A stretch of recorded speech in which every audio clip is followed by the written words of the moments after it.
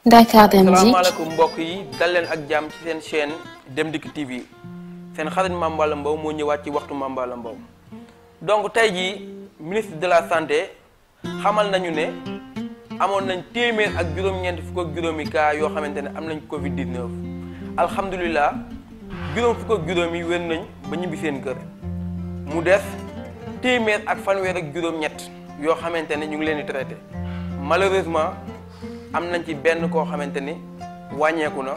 muy suñu papa suñu mbokk di Pape Diouf di icône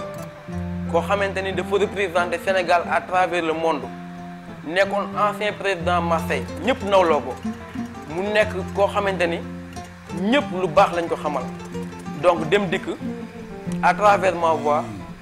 di présenter ses condoléances à toute sa famille di wax rek ne gis ngeen maladie bi maladie la boo xamante ni day lore xamul borom daraja xamul ku ñàkk daraja xamul riche xamul pauvre. mbokk yi na ñëpp am le sens de la responsabilité boo yéegee ci oto muy Dem Dikk muy car rapide muy Njaga Njaay muy aftu ak leneen lu mënti doon boo gisee ne fees na wàccal bul xaar sax ku la ne wàccal. ndax jamono ji foofu la toll kenn amatul droit taxaw ci biir buñ ko defee rek mbir yi yàggul les choses mën nañ revenir à la normale ci lu yàggul dara